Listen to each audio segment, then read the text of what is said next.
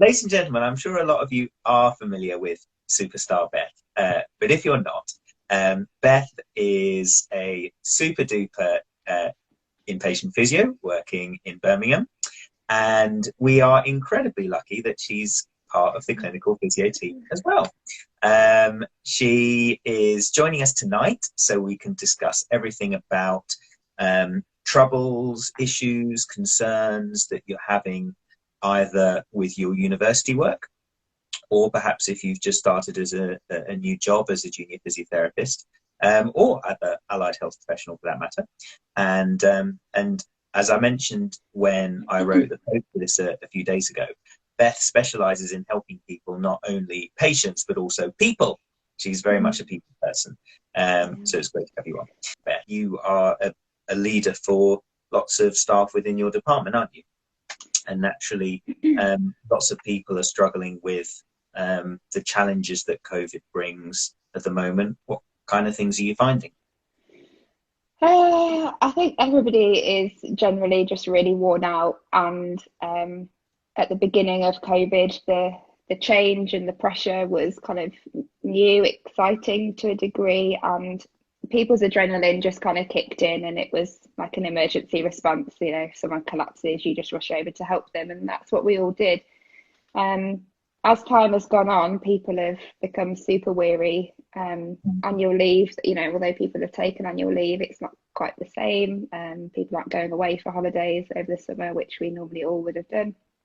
So, you know, it's just starting to wear thin, like lack of social contact, lack of contact with parents, close friends that don't live locally. So that kind of work-life balance has just totally been like taken away from people, and a lot of people I know are just finding it really difficult. And I think it does manifest in people's work, just because they're generally feeling low, fatigued, and feeling like they can't work at the pace that maybe they would like to.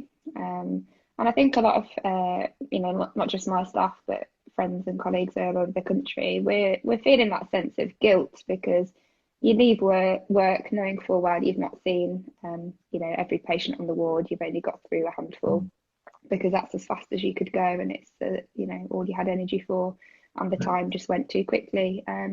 But going home with that sense of guilt also isn't nice, or knowing how much work you've got to come into the next day.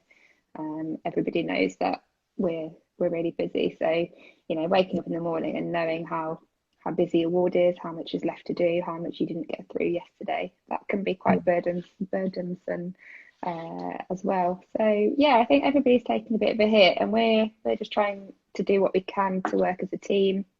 There was a really good analogy I heard of kind of working like a football team. So you have attackers and defenders, and each morning you kind of work out who's ready to go, who's got energy, who has, you know, has a bit of a break, who didn't work the weekend. You work out who your strongest players are, and kind of they take the lead. And then people who are on the bench are people who can really openly say, you know, I'm not great today, or I'm really struggling, or I'm really tired, or I was on call last night. So yeah, we're kind of juggling through day by day, which I think a lot of teams are. And yeah, my team are fantastic. I know you just said that I lead them. A lot of the time they lead themselves. They are very open about what they need from me, what they want from me, how I can help them. And they'll come and talk to me about patients, which is obviously what I'm predominantly there for. So yeah, that's kind of how we're feeling at the moment. How's everyone in your department? I mean, first of all, I'm going to say that's an incredibly good analogy about the football team. But I suppose what you're doing there is you are allowing the energy levels of your team to advise how your day can run more smoothly. And if it's the case that it means that your different team members might be doing different things on different days. On some days they're taking in the lead, on some days they're not. Surely that helps preserve energy levels through the week and through the month, etc. Yeah, absolutely. And some days, you know, I don't have anything in my diary, and I can just go around the staff and say, tell me one thing I can do for you today that will take the pressure off a little bit. And it might be a referral. It might be, could you go to that patient because I'm not quite sure what to do with them. It could be, I've been meaning to speak to that relative for a couple of days now, and I just always run out of time to do it. So, you know, sometimes just asking what would be the one thing you'd take off your plate if you could. But, you know, trying to keep everything on your own shoulders at the moment. I know, like, we shouldn't do that in the best of times, should we? But particularly now, keeping things inside isn't helpful for anybody. So I'd encourage anybody who's got a head full of stuff to try and offload it onto someone.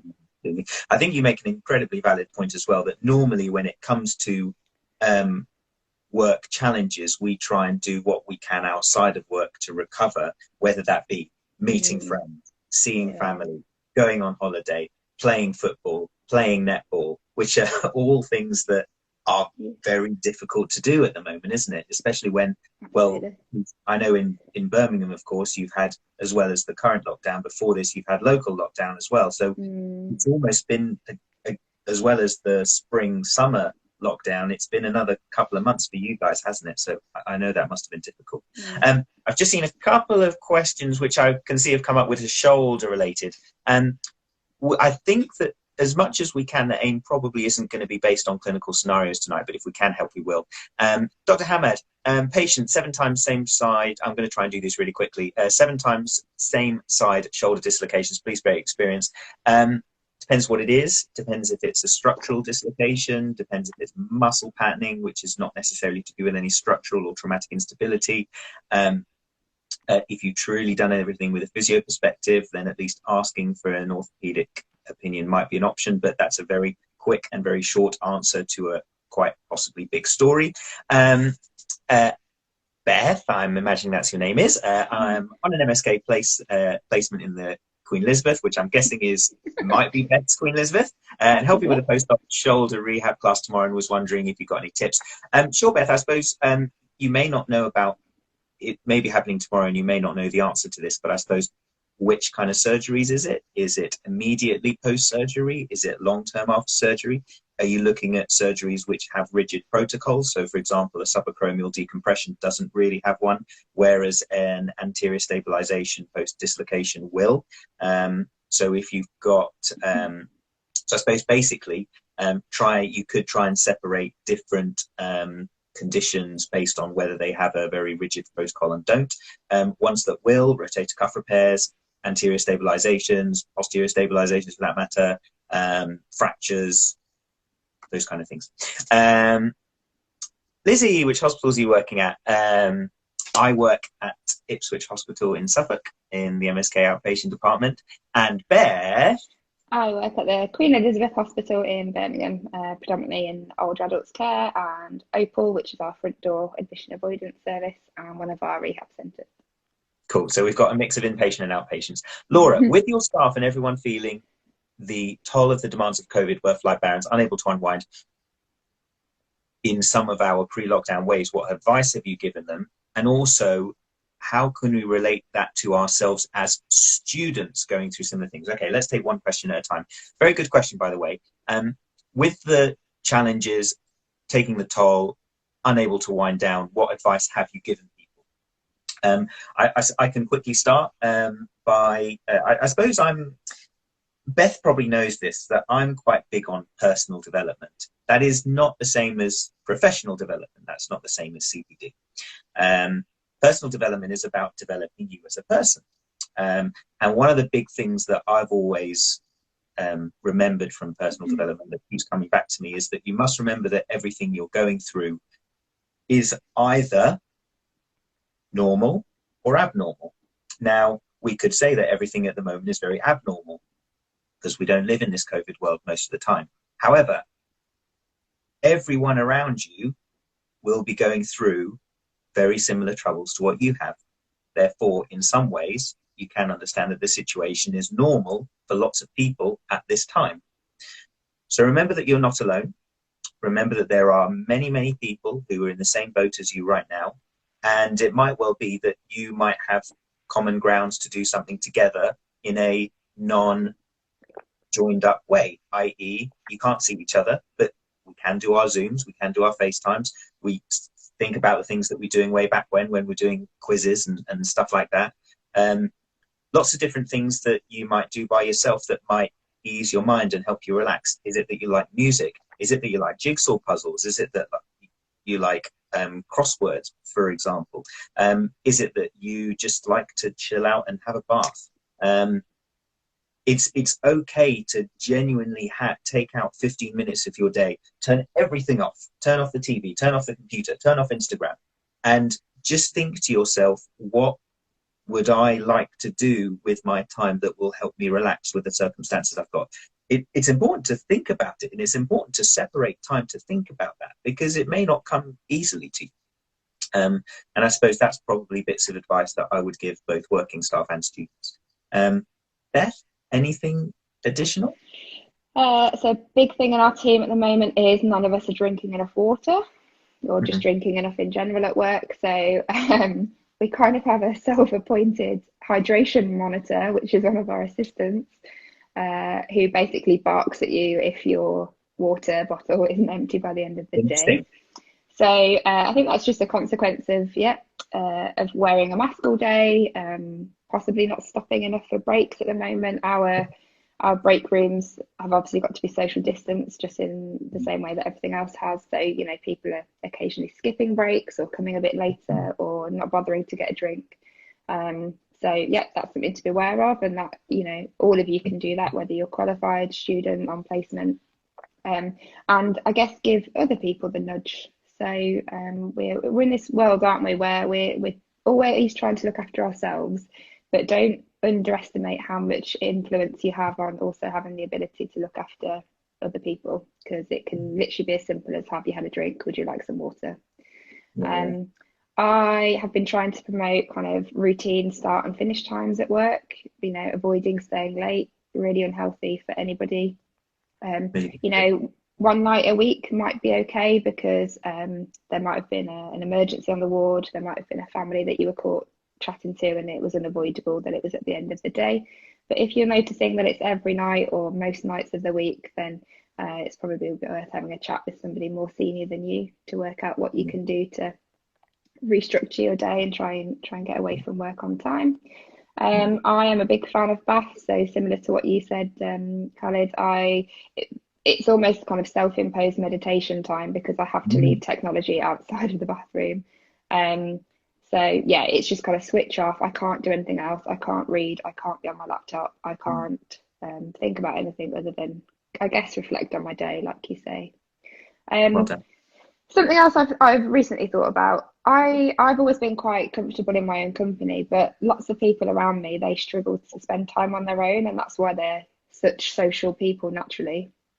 And it's those people that are finding it uncomfortable, I think, in lockdown. But like you said, in terms of personal development, I would take this time to reflect on, why do you find it so hard to be on your own? What could you fill your time with? Is it that you don't actually have a hobby, and what would you like to do? Things you've always meant to do but never got around to, things like learning a language, finding a hobby that, like you say, can do over Zoom, could do on your own. And things like music, I love chilling out to music, finding new music, listening to new music, whether that's out for a walk or just in the house cleaning or something like that. So very well done. One positive, I always try and look at positives. One positive at the moment is we probably, outside of work, have more time than we thought we did. We're not meeting people for dinner. We don't have football training. We don't have rowing training or whatever. So as you said, there are times when you could think, oh crikey, there was that thing that I've always wanted to do for months, and maybe it's a good time to do it. Very well done. I think another piece of advice I would give you, which I'm sure Beth would sympathize with as well, is to remember that your managers at work or your leaders at work will understand that you are going through a difficult time at the moment, and therefore don't be afraid to have those conversations and discuss it, because they are probably looking out for people, thinking, as a leader, I've got to keep an eye on who's not doing well at the moment. And they may not be able, if you're quite a strong minded person or a strong character who doesn't normally show their emotion like me, then that leader won't necessarily realize that that's what you are that's the position you're in. So don't be afraid to have that conversation. Chris, my good friend Chris, how do you deal with a day when things aren't going well at work? Chris, how do you deal with a day when things aren't going well at work? I think always remember that tomorrow could be easier. Remember that we are often very lucky that we get to come home and have an evening to relax. Sure, there are times when you're going to be on call. As we said a second ago, these are days when we probably may not have quite as many responsibilities outside of work as we normally do. So please make sure you come home and give yourself an evening to do something different. Beth, anything on that one? I think I'm going to go back to that comment you made about personal growth. For me, the parts of my career where I've developed the most and grown thicker skin and challenged myself and reflected the most are days that were difficult. The days that were easy didn't necessarily add strings to my bow, didn't necessarily push me, didn't necessarily make me think differently. So yeah, I know when it's hard and it's a difficult day, I know it's hard to flip it on its head, but I'll give you a scenario. So this was a few months ago. I was on a really busy ward. I was quite behind with my work. Lots of my patients had taken me a lot longer than I had anticipated that they would. It was a Friday afternoon. It got to 3 o'clock, and unfortunately, one of the patients I was with had a cardiac arrest. The first thing that went through my mind was, I haven't got time for this. And the guilt I felt afterwards was horrific. I think I spent all weekend beating myself up about it. But that became quite a kind of driver for change for me, because I thought, actually, I never want to feel like that again. I went into this profession to care. I obviously do care about that patient. He did survive, for anybody wondering.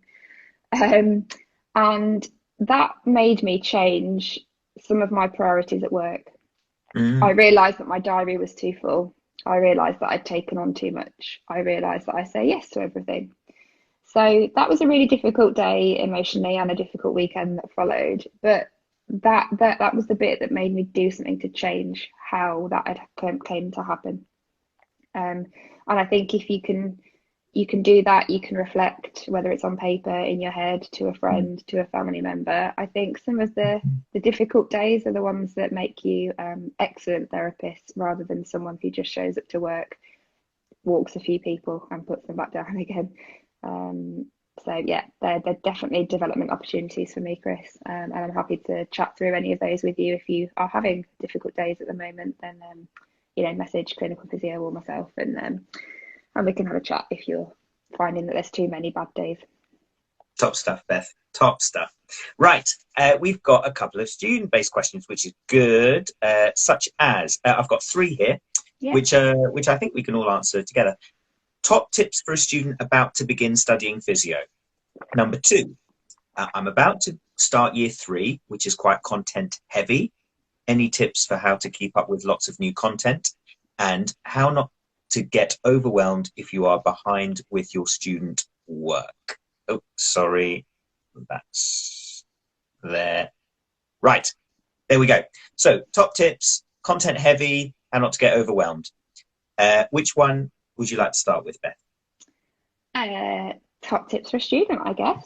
Just about to cool. start. So top tips about to start. So just about to start. I'm guessing that means just about to start studying first year. Yeah, I guess so. So the first thing is, welcome to the profession. It's the most awesome thing in the whole wide world. Secondly, if I was a student again now, which it's been 15 years since I started first year. If I was a student now, there is so much great stuff on like YouTube, our clinical physio webinars. I would just start to get used to anatomy terminology, medical terminology. Just immerse yourself in what it means to be a patient. So for example, you could go on YouTube and you could type in kind of patient with MS, and you probably will find somebody on YouTube talking about their experience of being a patient who has recently been diagnosed with MS, or what their walking is like with MS. Same for a condition. You could probably put shoulder dislocations into YouTube or clinical physio on my webinars, and you'll find loads of stuff. So I would just start playing and picking up on like the type of words we use, the type of patients we see, the types of bones and muscles we talk about.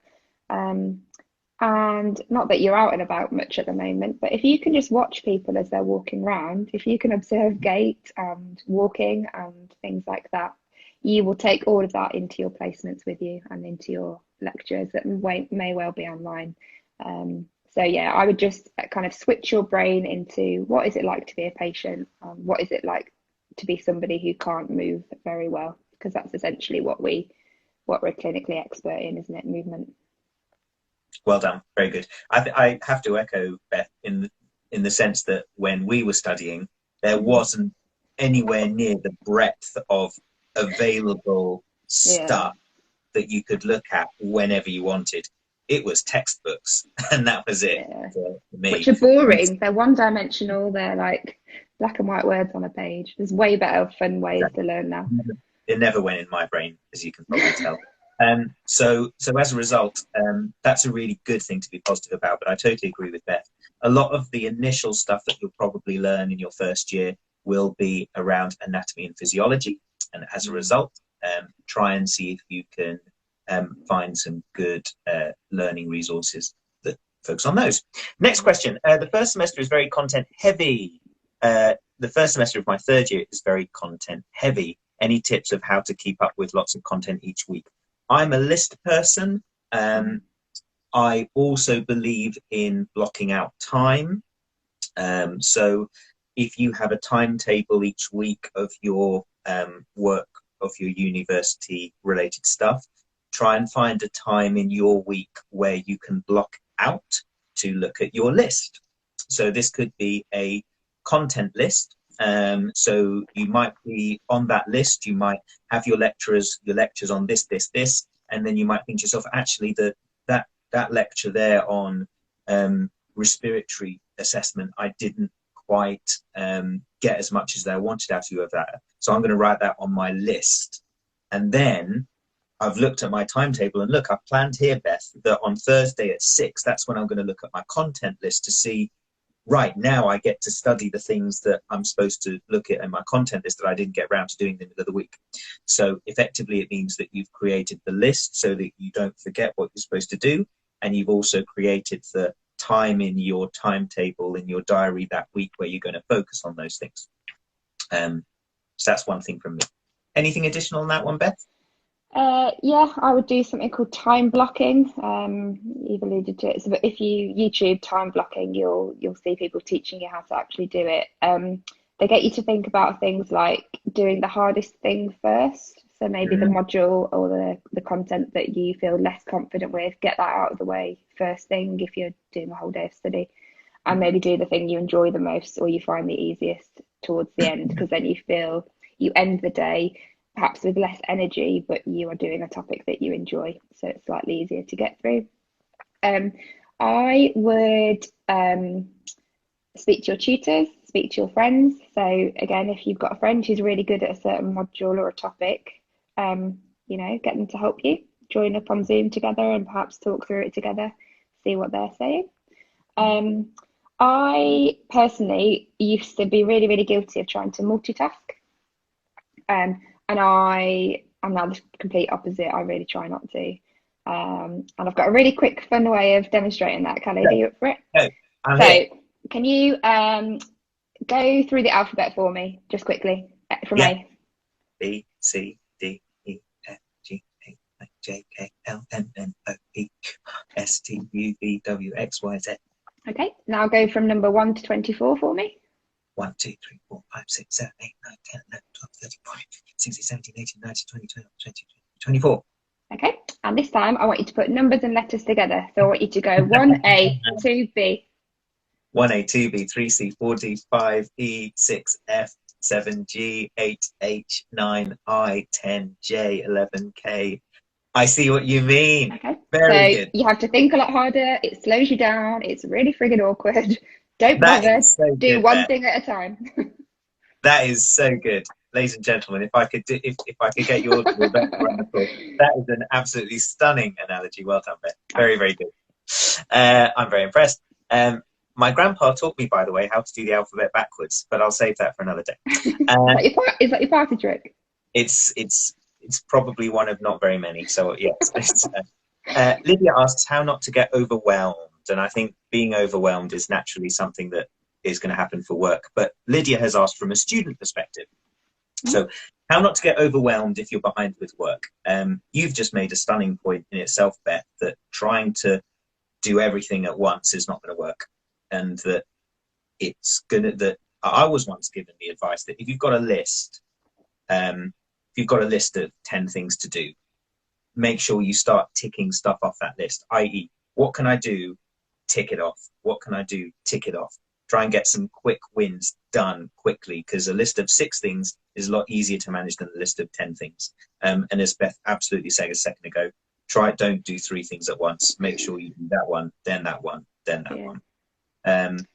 I think as well, realize that it's going to be entirely normal. At some point in everyone's student journey, there's going to be a moment when they feel, crikey, I've got a lot to do here. So when I was talking earlier about what's normal and what's abnormal, you might feel as if it's abnormal. I can't believe I've got so much work to do, but it's entirely normal, because everyone will have those moments during their student career. So don't think that you're the only one, and remember that you can do it, and everyone else before you has had to do the same. So you can do it. Anything else, Beth? I'm a firm believer that, well, there's a quote actually that the word priority was never intended to be plural. It comes from Greek or Latin or something like that. Look at me trying to sound clever. So it's supposed to be singular. So if you find, like, on, it's a Saturday, you've got loads of uni work to do. If you think you've got 4 priorities, 4 things to get done, you probably need to reevaluate things. So this hour right now, 10 a.m. till 11 a.m., you will only have 1 priority, and try and keep it that way. So each block of time, you need to decide, what is my priority in this hour? And the second thing to think about is, I'm a really firm believer that what needs to get done will get done. Nice. So tonight I've got home, I really should clean the bathroom. Is it going to get done? No, because in reality it doesn't actually need doing. Doing this live needed doing, me getting an early night, resting before tomorrow, those are the things that need to be done to stop me feeling overwhelmed. So kind of, I guess if you're feeling overwhelmed, what I'm trying to say is take a step back. I don't know if how many of you've got Apple Watches or similar. Either set an alarm or it comes up with the breathe reminder. So when that comes up, I guess take a step back and go, right, yes, I'm busy. Yes, there's lots of things on my to-do list, but let me pick one thing that might make me feel better and get that one thing done. And the other thing to think about is who could help you if you're overwhelmed. Is there anything you could ask someone else to do? Is there something that someone could do to help you? I used to ask my dad all the time at uni, could you read this assignment? Because I basically haven't got time to proofread it myself. I need to move on to the next assignment. And he would happily help. So yeah. Very cool. The other things that have come to my mind are, which I've partly forgotten. Right, timetable. Make sure, Beth talked about not multitasking a second ago. I remembered what the second one was. I need to do my interview tip where I write down 2 things and put 2 fingers up, so I need to know, right, say the first thing, then say the second thing. First thing, timetable. Have it blocked out. I don't have a piece of paper. So let's say you've got, as Beth said, 10 to 11, this, 11 till 12, this, 12 till 1, this. And those individual things are in those boxes. And as Beth said, that's the only thing that's allowed to go in that box. That means you're not checking emails, and you're not checking WhatsApp, and you're not checking Instagram, because it means that if you're feeling overwhelmed, getting things done will feel like a massive win. So if you can get those things done, the best way to do it is to really prioritize that time, focus on it. As Beth said, don't do anything else. And secondly is to remember to re-energize, because as Beth said, with the breathe on the app, we often feel like, oh, I'm so busy, I shouldn't be taking 10 minutes to rest. or I shouldn't be taking 10 minutes to make a cup of tea. I've got to I've got to do all this. How can I have time for a cup of tea? But that 10-minute break, if it's a focused one, really can get you, that time you need. Here's the thing not to do during your break. Don't check your phone, because it gives you another thing to think about. Don't check your emails, because you suddenly think, oh, I have to reply to that person, and suddenly your brain is taken away from relaxing and it's working again. So when you're having that break, make sure you're doing something which is genuinely switching off your mind. Don't watch TV because you're thinking about something when you're watching TV. It might be just sitting in silence for 5 minutes with some water. That's a great way of relaxing, because your mind genuinely gets to relax, and you won't feel like you've worked in that break, which you could do if you were doing your emails. Cool. Hope that helps. Next one. Any tips to improve timing with gathering information and preparation for first visit with patient? So I suppose that means any tips for improving your timing with your subjective assessment? I think. Tips from my perspective, write down your key questions beforehand, not whilst you're doing it. If you're kind of thinking through your head, what shall I ask now? What shall I ask now? What shall I ask now? You won't get the questions that you really need to ask, and therefore it means that you spend time asking this, and oh yeah, I've got to ask that as well. So try and have a formula to do things always make sense to me. Anything extra on that one, Beth? I guess so if you're saying that from an inpatient perspective, so you're going to go and see the patient for the first time on the ward. I went through it in the medical case studies I did last Monday, but I basically said use all the resources you've got available to you. So if you've got electronic systems, if you've got previous admission notes, if you've got ambulance sheets, if you've got as much information as you can gather, use all of that first, because it will probably save you time during your assessment. You'll go up to that patient already knowing a lot about them, rather than trying to get it out of them. Sounds good. Any tips for new grads working in MSK? Prioritize shadowing and learning from other physios, or researching yourself, or other, and how to avoid burnout. So if I may, I'll start with the first one, Owen. Thank you for your question. Any tips for new grads working in MSK? Prioritize shadowing and learning from other physios, or researching yourself. What would you like to do? What do you think you'll get more benefit from? I think that there's often, it depends what department you're working in. In departments where I've worked in the past, a lot of the time, your first week in MSK, there may be a lot of open time, because you may or may not have had a huge number of patients booked in, and in which case there might be lots of time where something has been not planned. I would probably, and this is a personal preference, this doesn't have to be what you do, I'd probably save the researching and looking at things for when there isn't something better that you could be doing, such as sitting and watching a different physiotherapist doing an assessment or something like that. Because I think that effectively that watching someone else can give you a lot of confidence, because you can feel like, oh, right, that's given me an indication of what I need to do when I'm going into that next assessment. That's a personal opinion. But I would ask you, what do you think? The best answer is, in terms of shall I do this or shall I do that? My first thing, what would you like to do? What would you like to happen? And then Beth. It depends how you learn better, I would say. Yeah, absolutely. If it stresses you out and confuses you more to watch several different clinicians assess the shoulder, that really might not be helpful to you at all, although it might be really helpful to another student or another band 5. Whereas you might learn better from a textbook, or from drawing out your anatomy, or learning about conditions, or rereading operation notes. So for me, it really depends on how you learn as to what you prioritize. But yeah, during working hours, you've got access to clinicians. So it would make sense to use that, because once you go home, they're not there anymore. And that's when you could be doing your research and your reading. Very true. And next question was how to avoid burnout when developing your own caseload.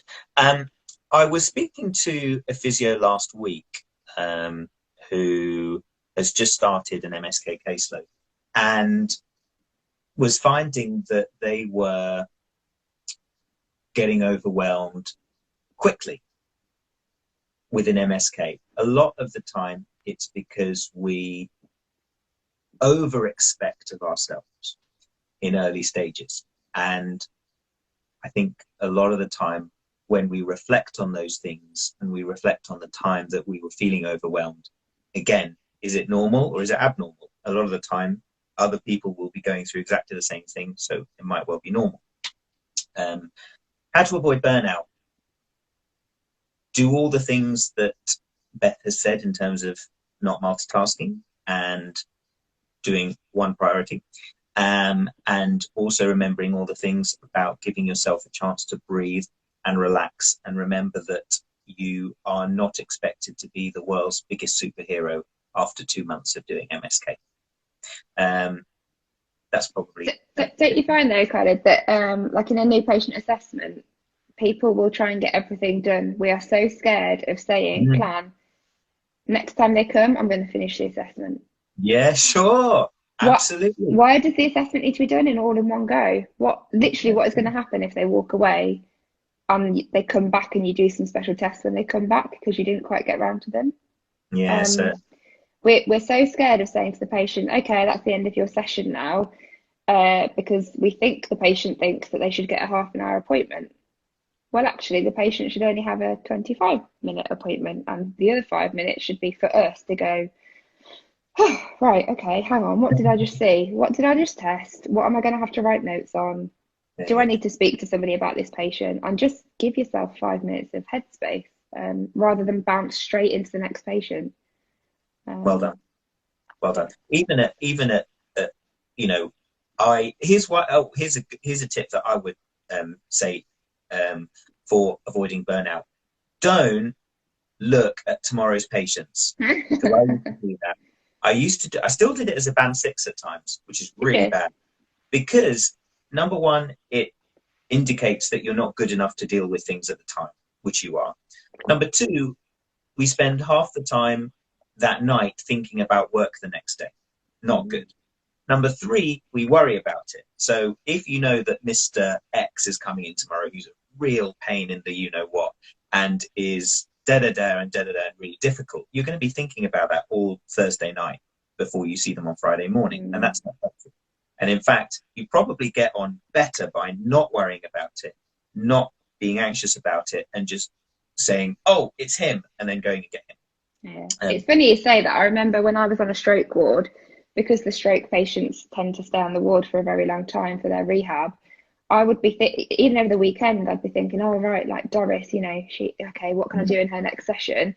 Whereas when I worked on like an assessment team and an admission avoidance team in A&E, because all of the patients were new patients, I couldn't think about it because I didn't know what my caseload was going to be the next day. I just had to show up and deal with whatever was thrown at me. Cool. So I didn't have that kind of brain fog of, oh my God, panic, what am I going to do? And what if she can't stand tomorrow? And yeah, all of those weird and wonderful things that we stress ourselves out about. Very good. Really good question from Shauna. What is your advice for one's first placement?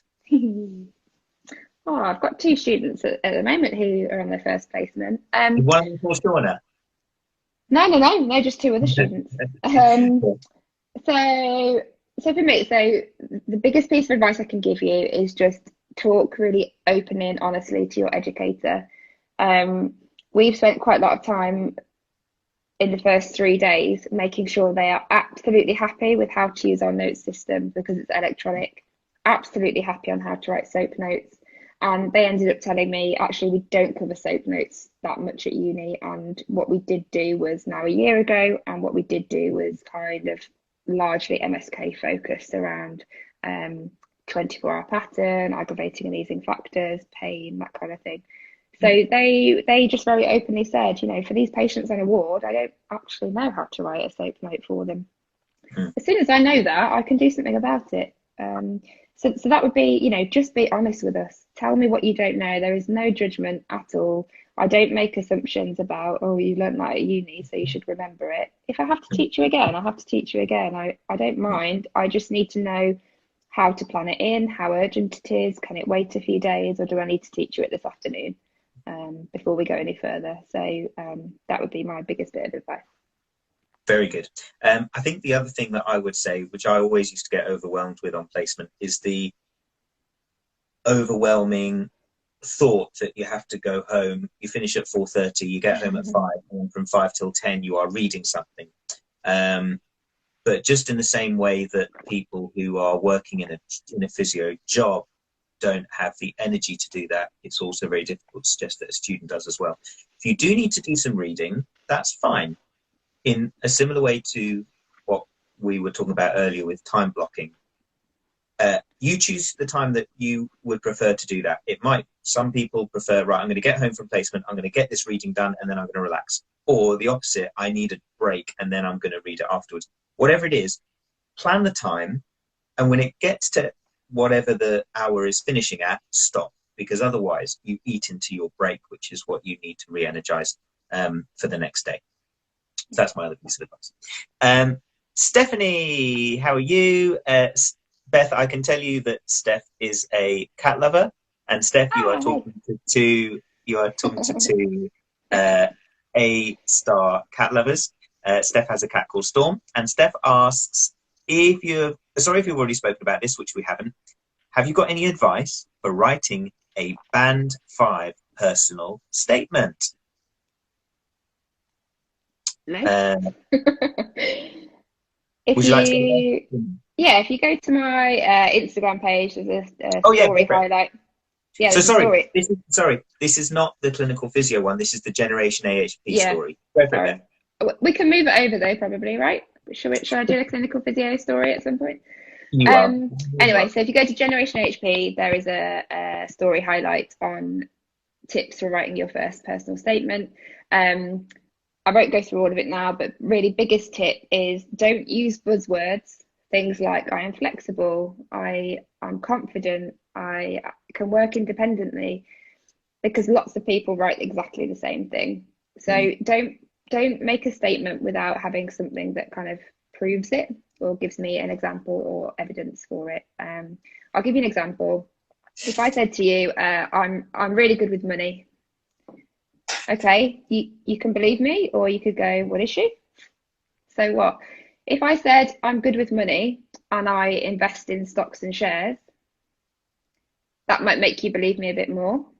And if I said I'm good with money, I have a stocks and shares ISA, and I also spend a lot of my free time reading books around the subject, and I speak to people who are interested in investing and growing their passive income. That is a way more persuasive sentence than just saying, oh, I'm good with money. Very good. So don't use buzzwords unless you are going to kind of give me a foundation and evidence and examples about how you're going to prove that to me. Cool. Very good. Very, very good. I would suggest that Beth is more of a queen than I am a king at personal statements, so I would follow everything she said. Catherine. And Catherine is a big fan of both Generation HP and clinical physio. So lovely to hear from you, Catherine. Catherine is my student. Naughty Catherine, or maybe good Catherine. How to stand out? Oh, it's not a question about educators. The question is how to stand out in an interview. How to stand out in an interview when we're all going to qualify at the same time, or when we are all going to finish with the same qualification. So how to stand out in interviews. Again, there's a fairly big story on my page. The biggest thing for me that people do at interviews is they talk about what the department can do for them. You know, things like, oh, your rotations are amazing, or I've heard your supervision here is really good, and I've heard that you give us loads of training. That's great. But really, what psychologically, that is all take. It's what we're going to do for you. If you flip the psychology of that on its head, if I was on an interview panel and you start talking about what you can do for me, what you can do for the department, what your interests are, and how you could, influence. So, for example, I spoke to someone who was coming for interview, and she has a sister who has Down syndrome. And so she's got a real interest in patients with learning disability, communication difficulties, like growth and movement abnormalities. So what she said at interview was that she would be really interested in teaching the rest of the physiotherapists some basic sign language. Wow, that's Awesome. awesome. Me as a manager, I go, wow, cool. Yeah, no, we don't have anyone that can use sign language in our trust. And that would be amazing if we had a few people that need some really basic terms, just things like pain, would you like a drink, do you need the toilet? Those like key phrases. So if you can think of something that you would bring to me in my department, something you're interested in, something you're very good at. A lot of you know James Armstrong, physio, so he's very into his running. So he said health and well-being of staff is very important. Perhaps what I would like to do is set up a running club with our physiotherapy department, because I'm good at running, I coach running, and at the moment, health and well-being of staff is really important. So we could maybe turn it into a bit of a competition and try and get some like running miles in the bag and encourage staff to participate in physical activity. So yeah, that would be my top tip. Yes, you have all got the same qualification, but you are individual people. And yeah, tell me what you can do for me above what somebody else maybe could. Awesome. Well done, Beth. Very good. And thank you for that. How did I know that you'd know that? Yeah. Questions. Okay, next. Oh, okay. This is the last question we've got at the moment. Crikey, can you believe there's only 10 minutes left? How would you suggest to prepare for next rotations? There's a couple of questions in one. How would you suggest to prepare for next rotations? How would you manage the stress of COVID when you are first starting as a band 5? How do you prioritize a whole ward when you're the only one? Right. Which one would you like to start with, Beth? I don't mind. Do you want to start? Okay. So first question is, how would you suggest to prepare for next rotations? As a band, I learned so much more as a band 5 than I ever did as a student. And therefore, what I'm saying from that is I learned so much more on the job than before the job. How to prepare. If you are already working in the trust, why not see if you can have a coffee, or in these times, a virtual coffee, with someone who is another band 5 on the rotation who is working on that rotation, and you can ask things like, what has been most beneficial for you to learn, or what would you suggest I look at, or what are the kind of patients that you're seeing? If you haven't started the job yet, then I'm sure that if you were to contact the senior on the placement, on the rotation that you're going to go through, and say, is there any chance that I would be able to have a chat with any of the band 5s who have been on that rotation or are on the rotation now? I'm sure they would be happy to put you in touch. I think it's always difficult when it's like interview and exam questions. And I know that, Beth, you've talked about this in the past, but it's always impossible to plan what questions are going to come up. And I think in a similar-ish way, it's always difficult to plan what is going to come up on the rotation. So ask someone who knows. That's my answer to the first one. Any extra on that, Beth? I might venture into a different camp, which would be don't prepare, or don't prepare. Don't try to prepare. Yeah, definitely. To me, that again is multitasking. If you're already on one rotation, even if you've got another 2 weeks left, you've still got 2 weeks left of that rotation. So don't try and decorate a room in your house and before you've finished it, move on to the next room. Why would you do that? Finish what you're doing, finish your objectives, and you know, any supervisor will teach you what you immediately need to know in your first week if it's something absolutely critical, and you've got that first weekend. So I probably wouldn't prepare before you rotate. I'd maybe block out a bit of time the weekend after you've rotated to go, right, I've done a week on that that rotation now. What don't I feel comfortable with? What makes me feel really out of my depth? And that is the weekend that I would spend going over some of the basics that I'm going to need to know. And again, that can be guided by a supervisor or somebody that has already done that rotation. But yeah, I would finish what you're doing. Brilliant, Beth. Very well done. Next one. How would you manage the stress of COVID when you are first starting as a band 5? Beth, I mean, down in MSK, it's kind of slightly different, because in MSK, the only COVID related stuff in MSK is you've got to wear PPE, and you've got to do lots of cleaning after and before every patient comes in.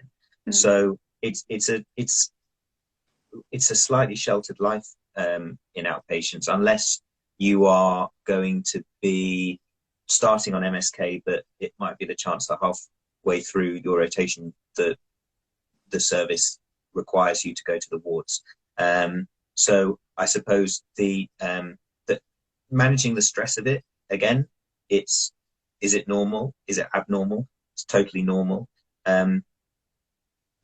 Try and think about what your stresses are. The good thing is that we know a lot more about COVID than we did in March. And back in March, I can tell you that working in outpatients, and I went on to work on ITU during that time, it was panic stations. We had no idea what was going on in the world. Whereas now we do. We have a lot more knowledge about what's going on, and we have a lot more understanding on PPE and aerosol generated procedures and things like that. So don't stress too much. Also, speak to someone. It's really okay. And as Beth was saying in her team that they do at the QE in Birmingham, remember that everyone has different energy levels, everyone has different tolerance levels to how much they can cope with and not cope with, and don't be afraid to be open about that rather than close it up inside. Beth, anything extra? Not really. Yeah, I guess it depends what's causing you to feel stressed about it. I know some people, when they first start, they're just totally confused by the PPE. What do I wear and when? And that's, you know, fairly easily fixed by a conversation and some trust guidance. And we've got kind of Moodle videos now where you can watch, and it'll literally physically talk you through what to put on, when to put it on, how to put it on, how to put it off, when to wash your hands, how to wash your hands. So yeah, it could be that you're stressed about PPE. Generally in our trust, there is just a sense of overall like low level anxiety that's just rumbling every day. Nobody's particularly stressed about one thing. It's just that, you know, there's just this thing rumbling on in the background, and we're all trying to carry on as normal. So yeah, kind of finding somebody that you can find into. I guess the other thing that could cause you stress, if you were on a hot ward, if you were on a COVID positive ward, kind of dealing with those really unwell patients, or issues around death and dying. Our trust has got a lot of clinical psychology support on hand and available for staff that are in that position, whether that's critical care staff, whether that's ward staff that are dealing with really poorly patients and the consequences of that. So yeah, most trusts now have support available for people who are psychologically feeling the impact of dealing with this condition. Well done. The last question that was asked by El Grant is, how do you prioritise a whole ward when you're the only qualified? Now, my answer to this is that I managed to do this 11 years ago. And if I can do it, and if I could do it, then you could do it. But thankfully, I know someone who's much better at ward prioritisation than I am. Who's that? I think you know. Yeah, so I've been through this a couple of times. I found it a really interesting concept, because again, it's not something you're particularly taught at uni. It's a bit of a skill rather than a bit of knowledge you can just acquire. So let's go run through. If I was the only qualified covering a 30-bedded ward tomorrow, I would do one of two things. I would start the day recognizing that by the time I'm in work for 7.5 hours and I take out, you know, a bit of time to get handover, a bit of time for an MDT meeting, I probably only actually have about 6 hours worth of therapy time to give to my patients. So most ward patients will take me somewhere between 30 and 60 minutes. A new patient might take me 45 minutes, an hour, whereas a follow-up patient might take me 20 minutes to see and kind of 10 minutes to write the notes or speak to family or something afterwards. So in those 6 hours, I can probably only get to 8, possibly 10 patients, depending on what mix there is. And that's if I'm feeling good. All the patients are ready when I need to see them. None of them get held up in the toilet. none of them refuse to get out of bed. So yeah, so I'm going to start the day going, right, here is my patient list. I'm going to have to pick 8 to 10 patients, and that will be that. If somebody else becomes medically fit, it's a case of, okay, I need to see that one as well, but who on my current list am I going to have to bump off it? Because I haven't got room for an 11th patient or a 12th patient or a 13th patient. There's only one of me. So that's the first thing I would do. Acknowledge that I've got a finite amount of time and that I can only see a finite amount of patients.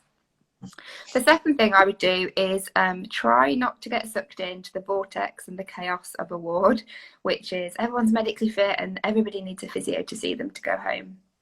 There will be some patients that have that as their exit strategy from hospital. But the patients I would really try to focus on are the patients that are furthest away from physically what they would normally do. And we tend to be really bad at prioritising them because they aren't medically fit, they're not a respiratory patient, they are in bed, they're delirious. Those are the patients that need us the most, not the person who's already up and mobile with a frame with the nursing staff to the toilet. At least they're out of bed, at least they're walking. It'd be great if I could see them.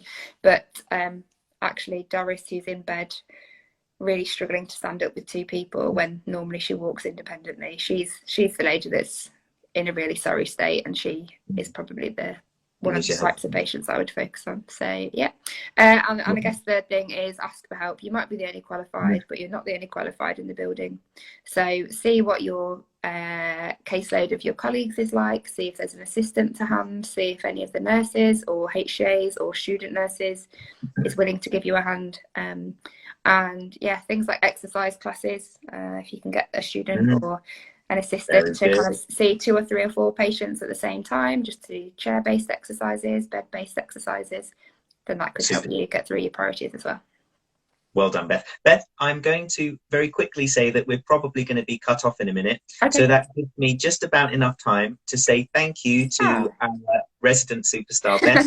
Thank you. It's always a pleasure to speak to you, and it's a great privilege to have you as a part of Team Clinical Physio. So thank you very much for joining us. Thank you, everyone. Lovely to see you all. Thank you so much for joining us, and have a very good evening.